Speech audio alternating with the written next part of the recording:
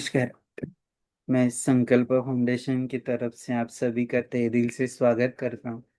आज के इस वेबिनार को शुरू करने के पहले हमारे एनजीओ संकल्प फाउंडेशन के बारे में थोड़ी बात रखना चाहूँगा। हमारा एनजीओ पिछले 13 सालों में महाराष्ट्र और पूरे भारत में ऑनलाइन और ऑफलाइन दोनों मोड में काम कर रहे हैं। हमारा एनजीओ का बेसिक और मेन प्रिंसिपल है गो टू विलेजेस, जो महात्मा गांधी जी कहते थे कि देहाते के तरफ चलिए। और दूसरा हमारा प्रिंसिपल है शिव भावे जीव सेवा। स्वामी विवेकानंद और रामकृष्ण परमहंस जी हमेशा कहते थे कि service to the being is a service to the God. तो उस दोनों प्रिंसिपल से हमारा एनजीओ काम कर रहा है। पिछले 13 सालों में हमने rural development, environment, education, water conservation, ऐसे अलग अलग फील्ड में काम किया है। और इस काम करते वक्त हमें जो भी काम करने का मौका मिलता है, इसका हमें बहुत ही गर्व महसूस होता है। हमारे एनजीओ का एक छोटा सा वीडियो क्लिप में यहाँ पर शेयर।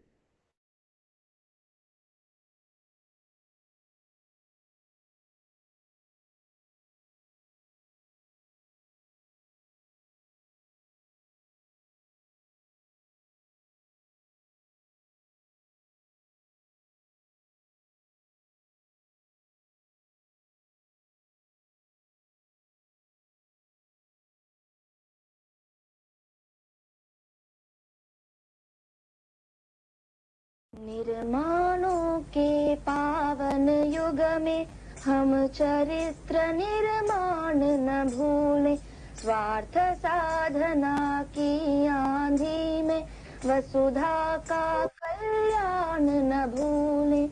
माना अगम गाध सिंधु है, संघर्षों का पार नहीं है, किंतु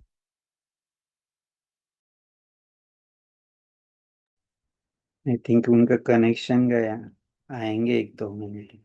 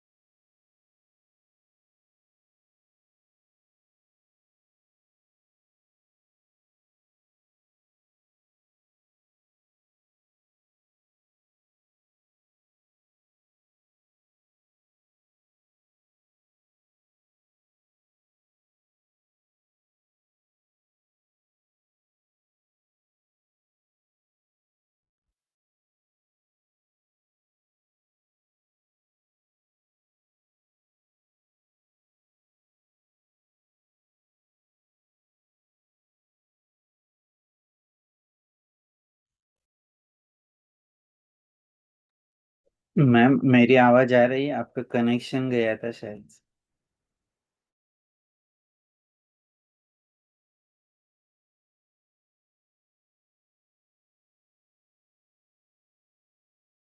निर्माणों के पावन युग में हम चरित्र निर्माण न भूले, स्वार्थ साधना की आंधी में वसुधा का कल्याण न भूले। माना अगम गाध सिंधु है, संघर्षों का पार नहीं है, किंतु डूबना मझधारों में साहस को स्वीकार नहीं है। जटिल समस्या सुलझाने को नूतन अनुसंधान न भूले, निर्माणों हम चरित्र निर्माण न भूले, स्वार्थ साधना की आंधी में वसुधा का कल्याण न भूले। शील विनय आदर्श श्रेष्ठता तार बिना झंकार नहीं है। शिक्षा क्या स्वर साध सकेगी यदि नैतिक आधार नहीं है। कीर्ति कौमुदी की गरिमा में संस्कृति का सम्मान न भूले।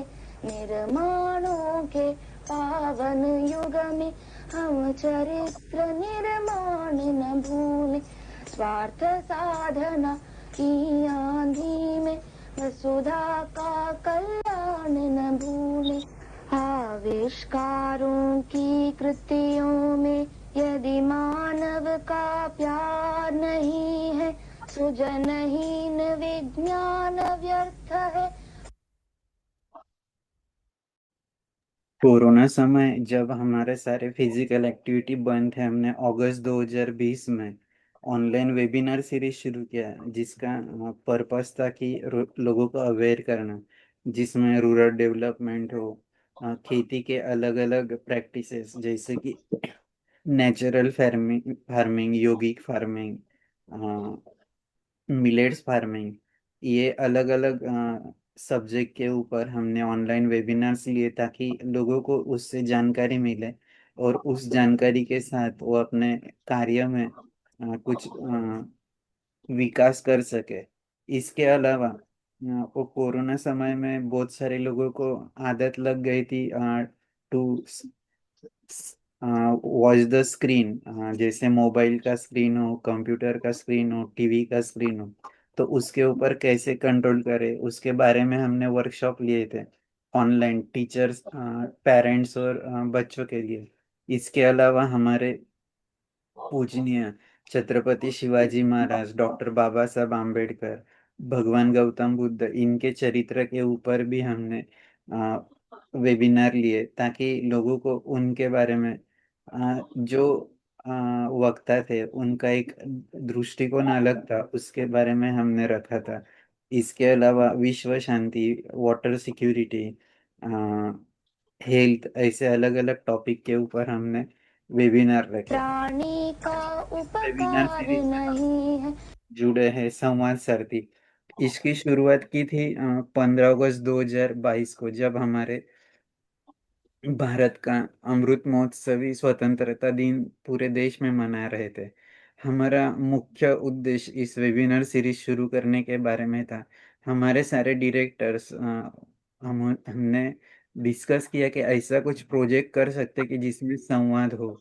तो बहुत डिस्कशन के बाद हमारे जो मेंटर है भावनाताई विस्पुत है, उनके मार्गदर्शन से ये वेबिनार सीरीज शुरू किया। इसका मुख्य उद्देश्य जो भी विकलांग लोग हैं उनको इनवाइट करके उनके जीवन के बारे में जानना, क्योंकि जो भी डिफरेंटली एबल लोग हैं उनको उनके जीवन में रोज ही संघर्ष रहता है। जीने के लिए हर समय, एवरी मोमेंट उनको संघर्ष करना पड़ता है। तो वो अपनी कमियां ढूंढ के उसके ऊपर कैसे हाँ, कि मुझे कुछ कमियां नहीं, ऐसे वो सोचते कैसे, इस बारे में जानना, और अपने लाइफ का बैलेंसिंग कैसे करते, जो भी उनका जीवन कार्य है उसमें बैलेंसिंग कैसे लाते, ये सब उनसे उनसे जानने के लिए इस वेबिनार सीरीज की शुरुआत की थी 15 अगस्त 2022 में। आज हम 176 वेबिनार में हैं, और हमें हर बार ये अनुभव होता है कि जो भी महानुभाव यहाँ पर आते हैं उनसे हमें नई चीजें सीखने को मिलती है, सुनने को मिलती है, और ऑनलाइन के माध्यम से लोगों से शेयर करने का मौका हमारे एनजीओ को मिलता है। इसलिए हमें बहुत गर्व महसूस होता है। और आज तक लगभग 8 स्टेट से लोग आ चुके हैं। महाराष्ट्र के 36 डिस्ट्रिक्ट में से 30 डिस्ट्रिक्ट से महानुभाव आ चुके हैं। अलग अलग टॉपिक है, कोई साहित्य में, कोई स्पोर्ट्स में। स्पोर्ट्स में अर्जुन अवार्ड विनर आ गए, गुरु द्रोणाचार्य अवार्ड विनर आ गए, इसके अलावा महाराष्ट्र का जो स्पोर्ट्स का छत्रपति शिवराय अवार्ड है, उस वो मिले हुए भी अवार्ड यहाँ पर आ गए। यानी कि हर फील्ड के कोई सेल्फ एम्प्लॉयमेंट कर रहा है, कोई गवर्नमेंट जॉब में, तहसीलदार जैसे पोस्ट में, ऐसे सारे लोग हमारे साथ जुड़े हैं और उनका अनुभव हमें सुनने को मिला है। मैं ज्यादा वक्त न लेते हुए आज के हमारे वक्त है उषा जी, इनका परिचय करने के लिए मोनिका मैम को रिक्वेस्ट करता हूँ।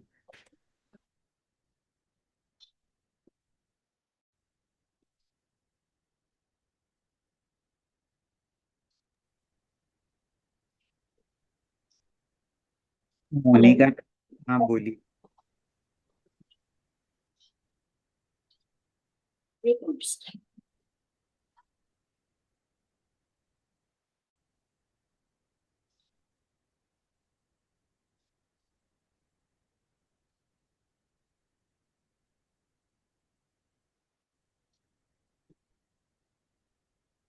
माझा आवाज सगळ्यांना येतोय?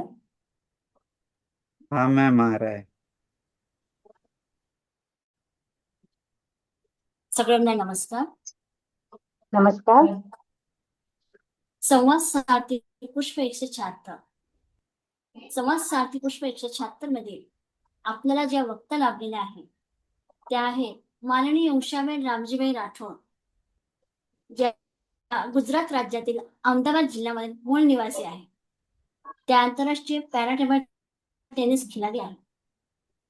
त्यांनी 2005 पासून त्यांचं शिक्षण पूर्ण केलेलं आहे. त्यांनी 2005 मध्ये त्यांचं 10th पूर्ण केलं आहे. 2007 मध्ये त्यांनी आपलं 12th पूर्ण केलं आहे. 2011 मध्ये त्यांनी आपलं पदवी शिक्षण पूर्ण करून सोशलॉजी या विषयामध्ये उत्तीर्ण झाले आहे. तसेच 2017 ते 18 मध्ये त्यांनी post graduate diploma in sport coaching table tennis हे आपलं पोस्ट ग्रॅज्युएशन त्यांनी पूर्ण केलं आहे. तसेच त्यांना Gujarat government department of labour and employment award मिळालेला आहे. माननीय उषाबेनजी ह्या नॅशनल तसेच इंटरनॅशनल लेवलला अतिशय महत्वाची कामगिरी करणाऱ्या खेळाडू आहेत. माननीय उषाबेन यांना इंटरनॅशनल लेवलला एक गोल्ड, एक सिल्वर आणि 2 ब्रोंझ मेडलच्या त्या मानकरी आहेत. त्याचबरोबर 31 इंटरनॅशनल टुर्नामेंट, 3 गोल्ड, 10 सिल्वर आणि 17 ब्रॉन्झ मेडलच्या त्या मानकरी आहेत.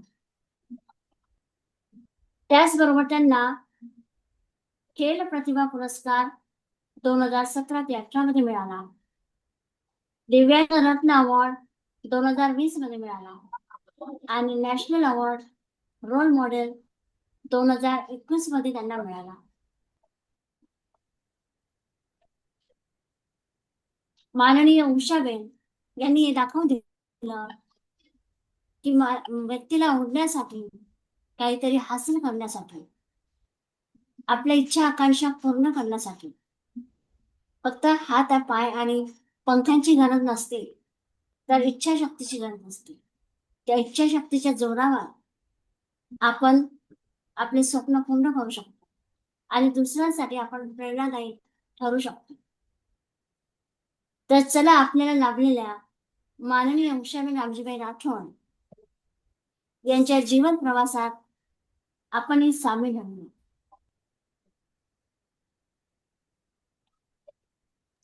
धन्यवाद मोनिका जी। उषा जी, आपका परिचय वो दे रहे थे कि आपने आज तक क्या क्या अचीवमेंट किया है। मराठी में वो बात कर रहे थे। जैसे कि आप नेशनल इंटरनेशनल कितने मेडल्स मिले हैं, कौन से अवार्ड्स मिले, इस सभी की जानकारी वो दे रहे थे। तो मैं फिर से एक बार आप सभी का स्वागत करता हूँ। और उषा जी, आपसे हम आपका लाइफ जर्नी सुनने के लिए बहुत ही ज़्यादा समय न गमाते हुए आपको सुनना चाहते हैं। आपका बहुत बहुत स्वागत है। आपके लाइफ जर्नी के बारे में हमारे साथ शेयर कीजिए। नमस्कार सर जी। नमस्कार, बोलिए। हम्म, सर मैं 1.5 साल की थी तब मुझे पोलियो हुआ था जब मैं चलना सीखी थी। तो वो बुखार आया, तो इतना ज्यादा बुखार था कि पापा जब ऑफिस से घर आए तो पापा ने मम्मा को बोला कि इसको इतना ज्यादा बुखार है, हॉस्पिटल क्यों नहीं गई। तो पापा और मम्मी हॉस्पिटल लेके गए। वहां पे डॉक्टर ने इंजेक्शन लिया और दूसरे दिन वो मुझे नहला रहे थे तो मैं खड़ी भी नहीं हो पा रही थी, कुछ भी नहीं। फिर तुरंत वो मुझे लेके हॉस्पिटल गए। तब पता चला कि मुझे पोलियो हो चुका है। तो मेरे मम्मी पापा ने मेरे पीछे बहुत सारी मेहनत की हुई है। उन्होंने मुझे इतनी सारी अस्पताल में एक्सरसाइज वगैरह बहुत कुछ करवाया हुआ, तब जाके इतना रिकवर हुआ कि मैं अपने आप कुछ खुद का काम कर सकूं, सब कुछ कर सकूं। उसके बाद मेरे मम्मी पापा ने मेरी स्टडी नहीं रुकवाई है। मुझे जहाँ तक पढ़ना था वहां तक उन्होंने मुझे पूरा सपोर्ट किया। उसके बाद मैंने 2005 में मैंने आईटीआई ज्वाइन किया था। 2005 में ब्लाइंड पीपल एसोसिएशन है ना, तो वहाँ पे मैंने आईटीआई का कंप्यूटर के कोर्स के लिए अप्लाई किया था। तो मैंने 2 साल वहाँ आईटीआई का कोर्स किया। वहाँ पे ब्लाइंड, हैंडीकेप, डेफ एंड डम ऐसे बहुत सारे बच्चे होते। तो उन लोगों को कुछ न कुछ एक्टिविटी के लिए वहां पे प्रोत्साहित किया जाता है कि जिनको जिसमें इंटरेस्ट हो वो खेल सकता है। तो मैंने ना इतने सारे बच्चों को टेबल टेनिस, फुटबॉल, क्रिकेट सब कुछ खेलते हुए देखा था। तो मुझे लगा कि पहले मैं एथलेटिक्स खेल रही थी 2005 में। 2005 में एथलेटिक्स में भी मुझे गोल्ड मेडल वगैरह आए हुए हैं। और उसके बाद खेलते खेलते फिर हमारा फर्स्ट टूर्नामेंट बैंगलोर में था। तो बैंगलोर में एथलेटिक्स, टेबल टेनिस दोनों ही था। तो मैंने दोनों में मेडल लेके आई थी। और धीरे धीरे टेबल टेनिस के अंदर 2007 में सिलेक्शन हुआ था कॉमनवेल्थ के लिए। तो सिलेक्शन हुआ था। उसके बाद हमारा फर्स्ट कैंप बैंगलोर में ही था, 1 महीने का। तो बैंगलोर में हमारा फर्स्ट कैंप फिनिश हुआ। उसके बाद सबसे पहले हमारी पहली जर्नी थी जॉर्डन में। तो हम लोग जॉर्डन गए टूर्नामेंट के लिए, फिर वापस आए। फिर लंदन में भी हमारा कैंप था। ऐसे करके मैंने अब तक 10 टाइम इंडिया रिप्रेजेंट किया हुआ है। और मेरे मेडल्स भी है, इंटरनेशनल में भी मेडल्स है, नेशनल भी में भी मेडल्स है, और खेलो इंडिया में भी मेडल्स है। और मैंने पीजीडीएससी का कोर्स किया हुआ है। वो मेरी फ्रेंड है किरण टाक करके, उसने मुझे बड़ा प्रोत्साहित किया ये कोर्स करने के लिए। उसने बोला कि तू ये कोर्स कर, तू इसमें आगे निकलेगी और मैं तुझे सपोर्ट करूंगी, कहीं पे भी तुझे मेरी जरूरत है तू मुझे बता सकती है। उसका मेरे लिए काफी अच्छा सपोर्ट रहा है। उसके अलावा मैं जॉब भी करती हूँ। यहाँ गुजरात में सिविल हॉस्पिटल, कैंसर हॉस्पिटल है, वहाँ पे मैं कॉन्ट्रैक्ट बेस में जॉब करती हूँ, कंप्यूटर ऑपरेटर में। तो मेरे ऑफिस में मेरे जो एचओडी है हिमांशु सर, उनका काफी सपोर्ट है। फिर मेरे जो डायरेक्टर सर है शशांक शुक्ला, उन वो सर का बहुत ही मुझे सपोर्ट है। मैं कहीं पे भी जाती हूँ, कुछ भी मेडल लेके आती हूँ, ट्रॉफी होती है, कुछ भी, तो वो सर मुझे इतना प्रोत्साहित करते हैं ना कि बस बेटा तुम आगे बढ़ो और तुम ऐसे ही मेडल लाया करो, ट्रॉफियां लाया करो। वो सर, हमारे जो डायरेक्टर सर है ना, मुझे बहुत सपोर्ट करते हैं। कभी भी मुझे छुट्टी चाहिए, कुछ भी हो, सर का सपोर्ट मुझे बहुत ही है। तो मैं अपने मेरे जो सर है उनका दिल से धन्यवाद करती हूँ। और मेरी जर्नी में मेरे मम्मी पापा का भी उन्होंने मुझे बहुत सपोर्ट किया है। मुझे कहीं पे भी जाना हो, कुछ भी हो, कभी भी उन्होंने मुझे मना नहीं किया है। उनका पूरा सपोर्ट रहा है मुझे कहीं पे भी जाना हो उसके लिए। मेरे फ्रेंड सर्कल का भी बहुत सपोर्ट रहा है, मेरे ऑफिस स्टाफ का भी सपोर्ट है। और कुछ भी करो, सब में सब लोगों ने मुझे अच्छा दिया है। हेलो। मैम, जब आप अ, का जर्नी है, इस जर्नी में जब आप कह रहे थे कि आपका एजुकेशन रुकवाया नहीं था, कंटिन्यू था, तो अभी बहुत सारे अभी वेबिनार में जितने लोग आए, तो उनका कहना था कि इन एजुकेशन सिस्टम बहुत तकलीफ होती है, जो डिफरेंटली एबल लोग हैं उनको पढ़ाई में। तो आपको ऐसा कुछ अनुभव आया क्या in education, during your education? नहीं, ड्यूरिंग एजुकेशन फर्स्ट से लेके मैंने कॉलेज कंप्लीट किया। मैं नॉर्मल स्कूल में ही पढ़ी हूँ, नॉर्मल कॉलेज में सबके साथ ही पढ़ी हुई हूँ। मुझे ऐसा कुछ भी एक्सपीरियंस नहीं हुआ।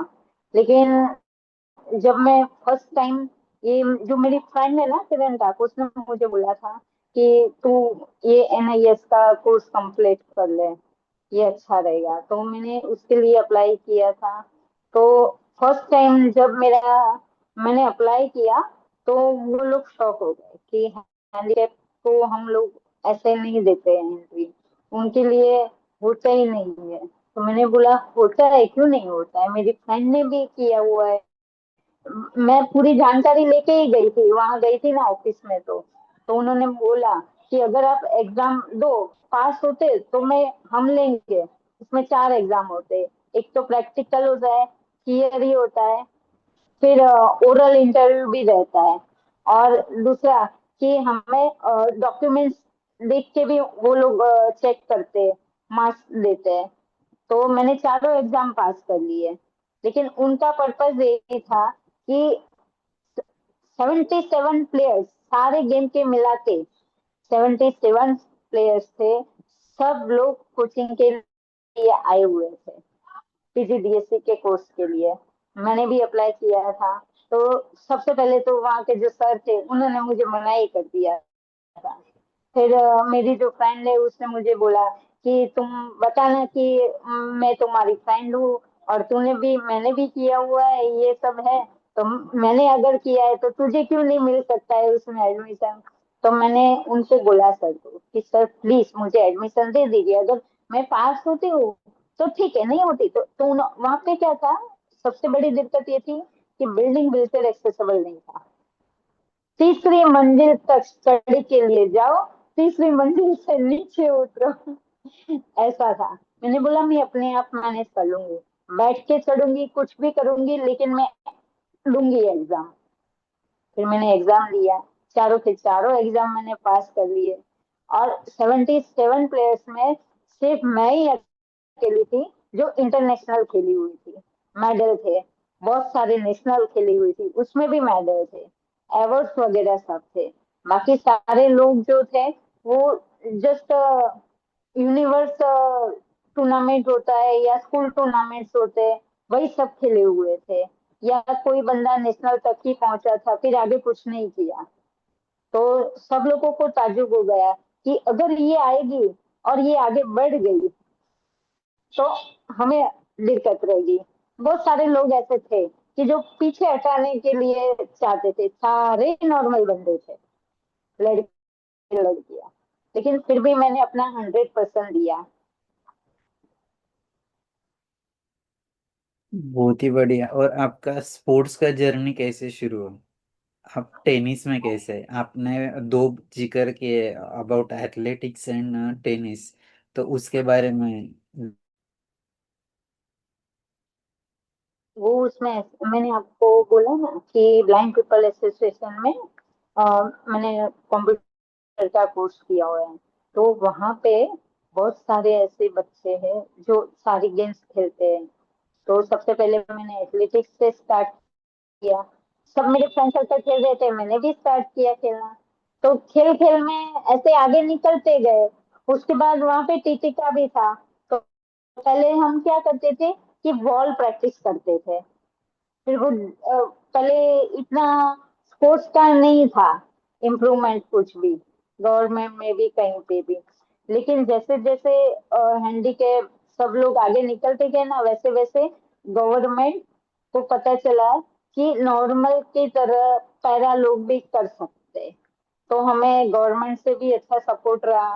कि वो लोग भी हमें अवार्ड्स वगैरह देते। फिर उन्होंने हमें वहां से कि जॉब का है, तो जॉब के लिए अभी ऐसा है कि हमने भी अप्लाई किया हुआ है लेकिन अभी तक हुआ नहीं है। और वहाँ हमारी जो ब्लाइंड पीपल एसोसिएशन है ना, तो वहाँ पे बहुत प्रोत्साहन देते हैं कि आप आगे बढ़ो, हम आपको सपोर्ट करेंगे। वहां से भी 2-3 बार मुझे स्पॉन्सरशिप मिली हुई थी, तो मैंने आगे अपनी जर्नी स्टार्ट रखी थी।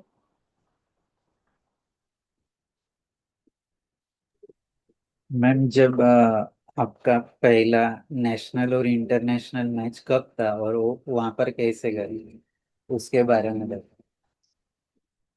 मेरा पहला नेशनल दिल्ली गाजियाबाद में था, तो वहां पे मेरा मेडल आया था। उसके बाद हमारा इंटरनेशनल के लिए सिलेक्शन हुआ। वो रैंक के हिसाब से होता है ना, वैसे। तो गुजरात से 4 लड़कियां हुई थी सिलेक्ट टेबल टेनिस में। ऐसे ऐसे करके हर एक गेम में से first second third, first second third ऐसे सिलेक्ट करते थे। तो उस हिसाब से मेरा सिलेक्शन हुआ था। और हमारा फर्स्ट कैंप बैंगलोर में था, फिर सेकंड लंदन में था। उसके बाद लंदन से हम डायरेक्ट जोड़ेंगे, वो हमारा फर्स्ट टूर्नामेंट था। First tournament plus first experience हमारा। बढ़िया। और ये आपने कहा कि आप जॉब भी करते हो, तो जॉब का एक्सपीरियंस कैसे है आपका? कि जब ज्वाइन किया तब लोगों का देखने का मतलब, जैसे आपने कहा कि सपोर्टिव स्टाफ है आपके यहाँ पर, लेकिन फिर भी जब ज्वाइन किया तब क्या एनवायरनमेंट था और अभी कैसे है? मैंने 2007 में सबसे पहले डेंटल में 1 महीने के लिए ज्वाइन किया था।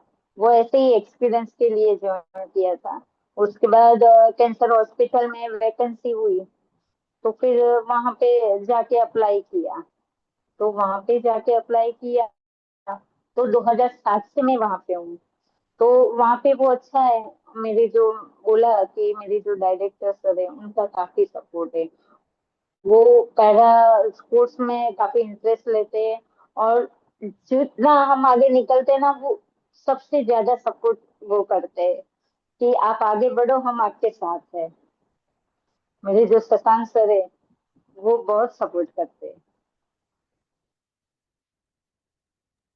फिर मेरे मैम, ये एचओडी हिमांशु सर, यस। उनका भी अच्छा सपोर्ट है। छुट्टियां चाहिए कुछ भी हो, सर कभी मुझे मना नहीं करते।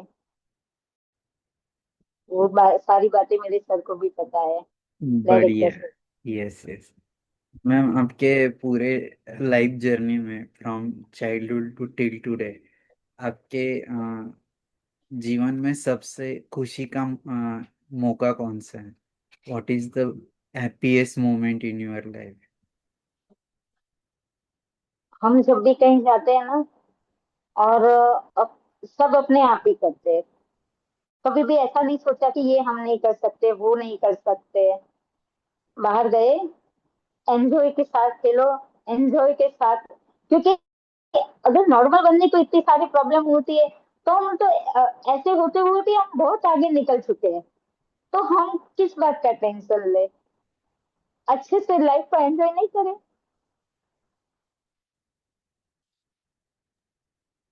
बढ़िया मैम, आपका तो मतलब जब से ज्वाइन किया आप बहुत ही स्माइलिंग और हैप्पीएस्ट पर्सन है, फिर भी आपके पूरे जीवन में आज तक what is the painful moment in your life?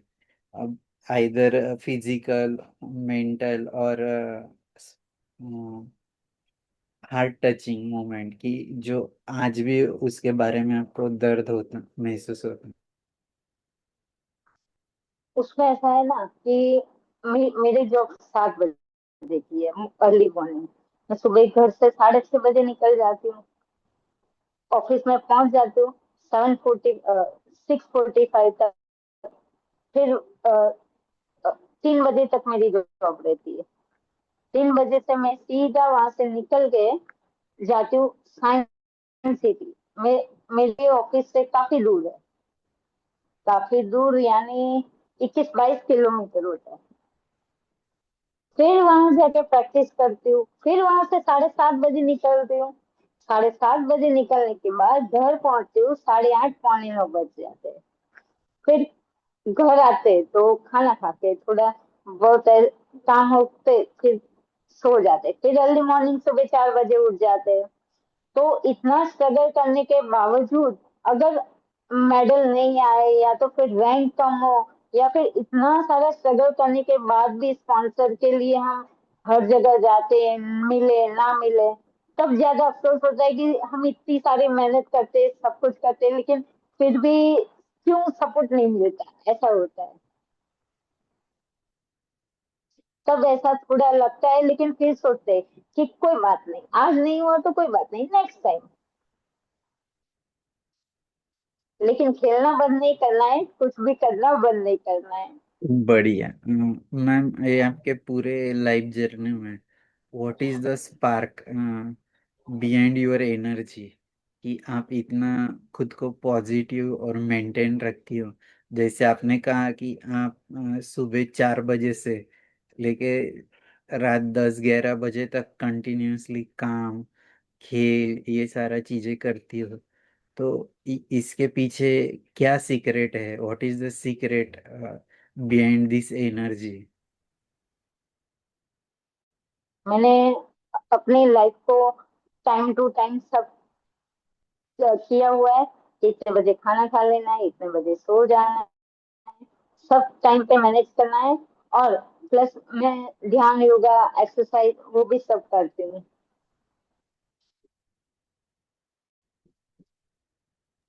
उससे हाँ, काफी सपोर्ट मिलता है, या मेंटली अच्छा रहता है, कि शांत दिमाग रहता है, पूरा दिन अच्छा जाता है। लेकिन मैम, मेरा सवाल यही है कि ये सब मेंटेन करने के लिए आपको कहाँ से एनर्जी मिलती, स्पार्क कैसे मिलता है? क्योंकि कैसे ना एक दिन करना और कंटिन्यूअसली करना, इसमें बहुत ज़्यादा डिफरेंस होता है। सो हाउ सही कैन डू? बात है। अगर ये नहीं करूंगी, मुझे आगे भी निकलना है, और मुझे ये भी दिखाना है सबको कि मैं हैंडीकैप होकर भी मैं ये सब कर सकती हूँ। तो नॉर्मल तो कुछ भी कर सकते हैं। मैं जो जो एकेडमी में जाती हूँ ना, वहाँ के जो पेरेंट्स होते हैं, वो अपने बच्चों को ये सिखाते हैं, इनको देखो, ये तुम्हारी तरह नहीं है, ये हैंडीकैप होते हुए भी पूरे दिन भर चक्कर काटती रहती है, ऑफिस जाती है, ऑफिस से खेलने आती है, खेलने से घर जाती है, घर पे भी कुछ ना कुछ तो रहते ही है।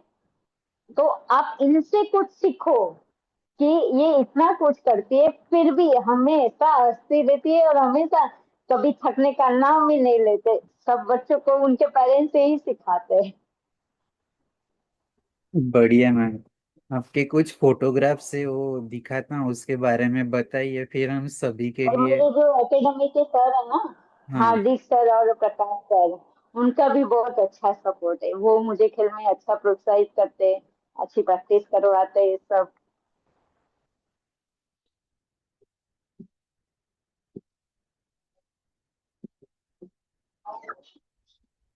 फोटो दिख रहा है मैम? नहीं सर जी। नाही सर, नाही दिसतंय. हा आता अभी आ दिसतंय. गए? दिसतंय. यस। हाँ, तो इस फोटो के बारे में बताइए। ये मेरी नेशनल अवार्ड की फोटो है, रोल मॉडल वाली। ये मैं और किरण राव, हम दोनों का सेम अवार्ड का था। तो दोनों अवार्ड लेने के लिए गए थे 2021 में, तब की फोटो है ये। हमारे जो प्राइम मिनिस्टर थे ना, ये खेलो इंडिया की है। कहाँ से? दिल्ली। ओके। हाँ, 2025 की है। ये हम जब लंदन जा रहे थे तब, हाँ, पूरे इंडिया में हम जो 4 लड़कियां सिलेक्ट हुई थी ना, तब मोदी सर ने हमको सामने से बुलाया था, सर्किट हाउस में। उन्होंने बोला था कि कौन सी वो लड़की है मेरी गुजरात की, जिन्होंने गुजरात का नाम रोशन किया हुआ है। मैं उनको मिलना चाहता हूँ, उनकी सराहना करना चाहता हूँ, उनको अभिनंदन देना चाहता हूँ। तो सर ने हमें बुलाया था वहाँ पे सर्किट हाउस में। सबकी फोटो है जब हम फर्स्ट टाइम लंदन जाने वाले थे, उससे एक दिन पहले की। ये भी खेलो इंडिया की सर,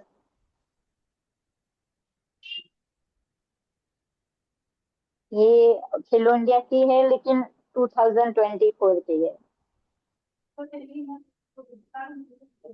ये नेशनल लेवल की, वहां से सबकी बुक्स थी ना, हाँ, उसमें ये हमारी पूरी डिटेल्स लिखी हुई है, हम बढ़िया। कहाँ से क्या करते हैं, सब कुछ। ये अवार्ड मुझे मिला था उमिया फाउंडेशन करके है ना, तो उन्होंने मुझे दिया था।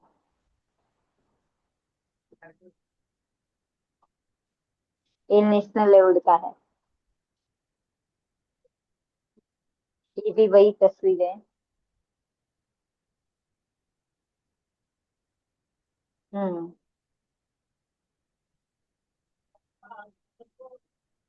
ये मुझे सिल्वर मेडल मिला था, उसकी है। सेकंड आई थी मैं। बढ़िया। ये फ्रांस की है, मुझे गोल्ड मेडल मिला था। ये मुझे वो कमलम करके है, वहां पे बड़ा सा फंक्शन हुआ था बीजेपी का, तो वहां पे मुझे अवार्ड दिया गया था।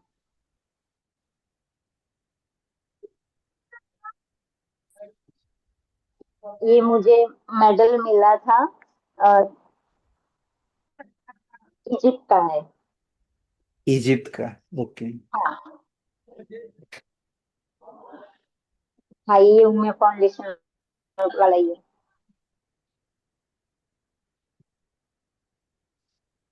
ये जीएसटीटी का है, जहाँ से मुझे अवार्ड दिया था, मुझे गोल्ड मेडल मिला था। 3 गोल्ड मेडल मिले थे उस टाइम का है।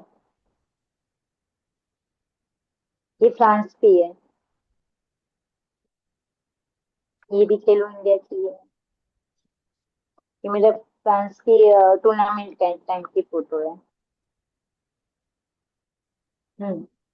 ये इंदौर की फोटो है, गोल्ड मेडल लेते हुए।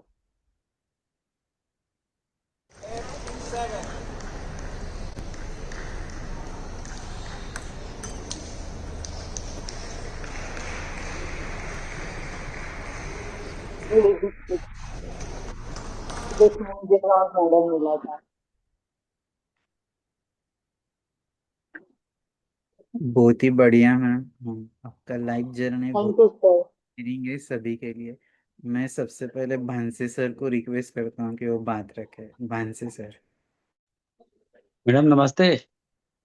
नमस्ते। आप सभी को नमस्ते। मैडम आपको आपके तो मेडल की गिनती इतनी है तो कोई समझ में नहीं आ रहा, इतने सारे मेडल लेके आए। ठीक है। तो आपके देश विदेश में भी फ्रेंड्स होंगे। हाँ है। उनका कैसा क्या आपके साथ में संवाद होता? आप तो गुजराती या हिंदी जानती थोड़ी बहुत, इंग्लिश में भी बात करते होंगे शायद, तो उसके बारे में थोड़ा जानकारी दीजिए। हाँ, गूगल ट्रांसलेशन अच्छा है। हेलो। ठीक है मैडम, बहुत अच्छा है। और क्योंकि आपके आउट ऑफ कंट्री जाते ना, तो हर जगह पे इंग्लिश नहीं चलती है। क्योंकि अगर चाइना जाते हैं तो चाइनीज होते हैं, जॉर्डन में जॉर्डन की लैंग्वेज अलग होती है। बहुत सारे ऐसे लोग होते हैं जिनको इंग्लिश भी बहुत कम आती है, या तो उनको नहीं समझ में भी नहीं आती, इसलिए ट्रांसलेट करके एक दूसरे से बात कर लेते हैं। चलो, बहुत अच्छी बात बताई मैडम। और दूसरा एक बात और बताइए कि आप बचपन से तो अभी तक का जर्नी जो है, जो भी है, तो आपके आपके घर में की आपकी परिस्थिति कैसी रही? यानी इकोनॉमी कैसे रहे? आपके माँ पिताजी क्या करते हैं? कैसे? हेलो। हाँ मैडम, हाँ आपके हाँ, घर में माँ कैसे? पिताजी क्या करते हैं वो, और आपके बचपना कैसा रहा वो बताइए। मेरा बचपन बहुत ही बढ़िया रहा। और मेरे पापा जॉब करते थे, पोस्ट मास्टर थे। लेकिन वो 2010 में रिटायर हो चुके थे। और मेरी मम्मी हाउस वाइफ है। मेरा भाई छोटा था। मेरी दोनों बहनें ससुराल में थी। अभी तो मेरे भैया की भी शादी हो चुकी है। बहुत बढ़िया मैडम। तो अभी अभी आपकी इसके इसके बाद में कहाँ की तैयारी चल रही है, कहाँ खेलने जाना है आपको? अभी मैं हम चाइना जाके आ गए। अभी तो जाना है, एशियन गेम के लिए तैयारी करनी है। अभी देखते हैं, रैंक आगे बढ़े, इसके लिए तैयारी कर रहे हैं। बहुत और बहुत बढ़िया ओलंपिक मैडम। के लिए भी तैयारी करनी है। चलो बहुत बहुत बढ़िया मैडम, आपको बहुत बहुत शुभकामनाएं।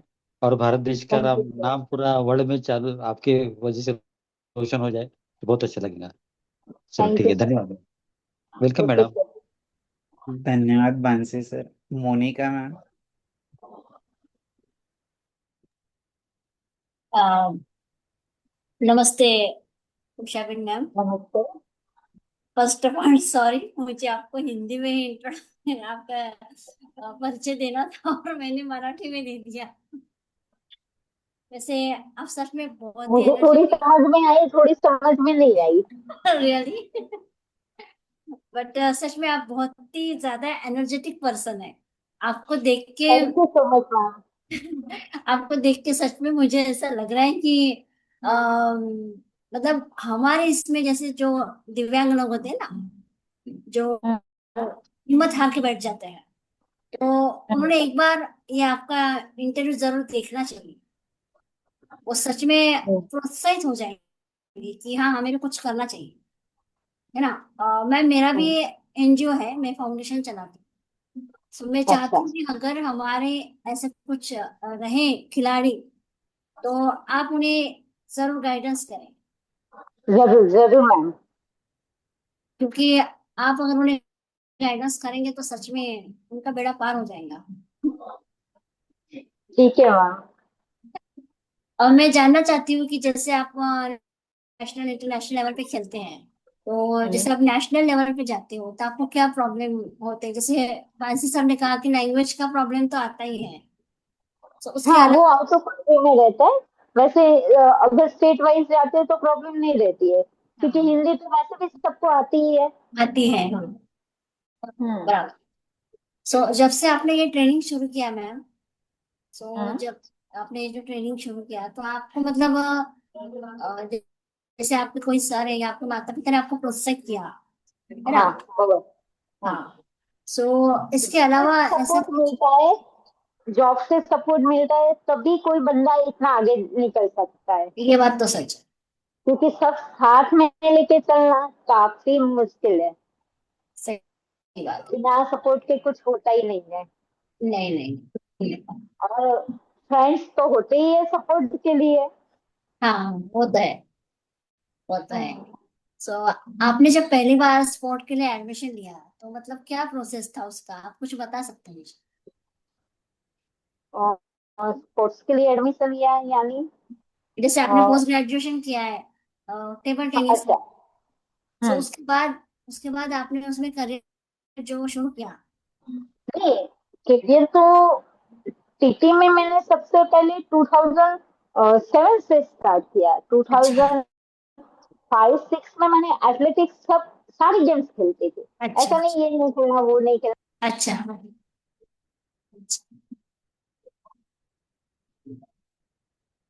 मैम आपकी आवाज नहीं आ रही। हेलो। हाँ आ हाँ रही। अभी बोलिए बोलिए। हाँ, बोलिए मैम। हाँ तो मैम इसीलिए मैं जानना चाहती थी, अगर कोई खिलाड़ी आगे बढ़ना चाहे तो हम उससे बता सके कि भाई आपको इसमें पोस्ट ग्रेजुएशन के बाद आपको कहाँ जाना है, मैंने मतलब। पोस्ट ग्रेजुएशन बाद में किया। टू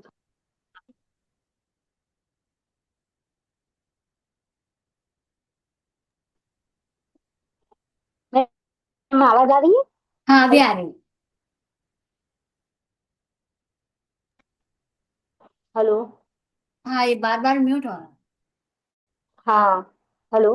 अब आ रही है मैम आवाज। है। आ रही आ रही आ रही आ रही। हाँ मैम। हेलो। हाँ आ रही मैम, आ रही, बोले ना।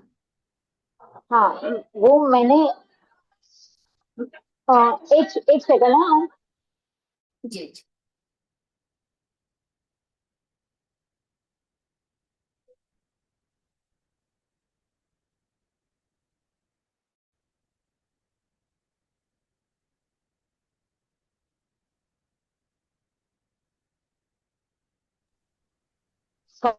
Sorry ma'am. नहीं कोई बात हाँ नहीं। बोलिए। हेलो। हाँ बोले मैम, आ रही आवाज। वो मैंने 2006 से एथलेटिक ज्वाइन किया। हम्म। और उसके बाद आगे खेल में बाकी सारे गेम भी खेलती रही थी, जैसे जैसे कि शॉट पुट है, जेवलियन है, डिस्कस थ्रो है। हम्म। शूटिंग का भी मैंने किया हुआ है, वो अच्छा। भी बाकी नहीं रखा। हम्म। लेकिन लास्ट में फाइनल गेम चुना टेबल टेनिस को। अच्छा। हम्म। उसके बाद मैंने टीटी में ही आगे निकली। हम्म। कॉमनवेल्थ के लिए मेरा सिलेक्शन हुआ 2008-9 में। फिर दिल्ली में कॉमनवेल्थ था 2010 में। उससे पहले काफी सारे इंटरनेशनल गेम थे, वो खेले। उसके हिसाब से हमारा सिलेक्शन हुआ और हम आगे निकले। फिर 2017-18 में मैंने पीजीडीएससी का किया। वो किरण चाक ने मुझे बताया था कि तू ये कर ले, ये अच्छा रहेगा, इस इसमें तेरे लिए जॉब की अपॉर्चुनिटी ज्यादा है। अच्छा। तो तू कोच के हिसाब से भी उसमें कर सकती है, क्योंकि पैरा टीटी में कोई भी पैरा कोचेस नहीं है। तो उसने बोला आज नहीं तो कल वैकेंसी निकलेगी, तो सबसे पहला तेरा ही चांस रहेगा। उसने मुझे अच्छा गाइड किया है। गाइडेंस का होना बहुत जरूरी है हमारे जीवन में। बिना हम्म। गाइडेंस के हम आगे नहीं जा पाते ना। हम्म। और यही हमें भी करना पड़ता है। जैसे हमें गाइडेंस मिला है तो हम दूसरों को गाइड करते हैं। जैसे हाँ सही से। एक दिया दूसरे दिए से जलता है। हम्म। तो ये चलता ही रहता है, और ये बहुत अच्छी बात है कि आज हमें आपसे बात करने को मिला। और आपके जो अनुभव है, आपके जीवन यात्रा के जो अनुभव हमने सुने हैं, वो सच में एक्स्ट्राऑर्डिनरी है। क्योंकि इतना सब कुछ करना, जॉब के साथ अपने खेल को भी आगे बढ़ाना, अपनी प्रतिभा को आगे बढ़ाना, ये आसान बात नहीं है। हाँ वो बात तो सच है। हाँ, ये हम्म। बहुत मेहनत का काम है जो आप यहाँ तक आए हैं, इतने मेडल के आप धनी हैं। तो ये बहुत बड़ी बात है। और आपसे बात करके सच में मुझे बहुत अच्छा लगा। Thank you so much ma'am. Thank you ma'am. Thank you Monika ji. Usha ji, बहुत ही इंस्पायरिंग जर्नी है आपका। मैं हमारे पूरे टीम के तरफ से आपको धन्यवाद देना चाहूँगा। हम आगे भी संवाद में रहेंगे। और आपने जो कीमती समय दिया हमारा संकल्प फाउंडेशन और संवाद सारथी के पूरे परिवार के तरफ से आपको धन्यवाद देना चाहूँगा। और जाते जाते एक छोटा सा मैसेज सभी के लिए। और मेरे मन में एक सवाल है कि ऐसे और उषा जी बनने के लिए क्या करना चाहिए, ऐसा मैसेज सभी के लिए। जैसे आपने कहा कि आप जब एकेडमी में जाते हो तो बाकी पेरेंट्स कहते हैं कि इनसे कुछ सीखो। तो ऐसे उषा जी बनने के लिए क्या करना होगा सभी के लिए, एक छोटा सा मैसेज जाते जाते दीजिए, फिर हम एक प्रेयर से आज के इस सत्संग का समापन करेंगे। हाँ, मैं बस इतना कहना चाहूंगी कि अगर आपके खुद के अंदर चाह है कि आपको बस ये करना है, तो वह अपने आप बन जाती है। लेकिन अपने मन से होना चाहिए दृढ़ निश्चय कि मुझे ये करना है तो करना है। रुकावटें तो आएगी, लेकिन उसके बावजूद रुकावटों के साथ रहते हमें पूरा क्लियर करना होता है जर्नी अपना। चाह है तो राह है। बहुत बढ़िया, अच्छा है तो रहा है। रियली वेरी इंस्पायरिंग जर्नी सभी के लिए। जो भी ये लोग अभी लाइव देख रहे हैं या बाद में देखेंगे, वो सभी के लिए ये बहुत इंस्पायरिंग रहेगा आपका जर्नी। और हमें खुशी है कि आपसे आज एक अनुभव सुनने को मिला। मैंने जैसे शुरू में ही कहा कि हर वेबिनार में जो भी पर्सन आते हैं, आपके जैसे महानुभाव आते हैं, तो वो तो अपने जो भी उनका सेक्टर है उसमें मास्टर ब्लास्टर है, और उन्होंने तो सिद्ध किया है, इसलिए तो इस मुकाम तक पहुंचे हैं। तो ऐसे कैसे स्ट्रगल के पहुंचना बिना चाहिए? कुछ भी पॉसिबल नहीं है। क्या मैम? स्ट्रगल के बिना कुछ भी पॉसिबल नहीं है। Yes ma'am, yes. यस। तो बहुत बहुत सैल्यूट आपके कामों का, और बहुत बहुत शुभकामनाएं कि आप भारत के लिए ज़्यादा से ज़्यादा मेडल लाए, और आपका जो जॉब का सपना है वो भी जल्द से जल्द कंप्लीट हो जाए, ताकि thank you sir. Yes. Thank you very much. हम छोटी सी प्रार्थना से आज के सत्संग का समापन करते हैं। सर्वे भवन्तु सुखिनः, सर्वे सन्तु निरामया, सर्वे भद्राणि पश्यन्तु, मा कश्चित् दुःखभाग् भवेत्। ओम शांति शांति शांति। ओम मैत्री मैत्री मैत्री। ओम। बहुत बहुत शुक्रिया सभी को। Thank you. Thank you sir, thank you ma'am. Thank you.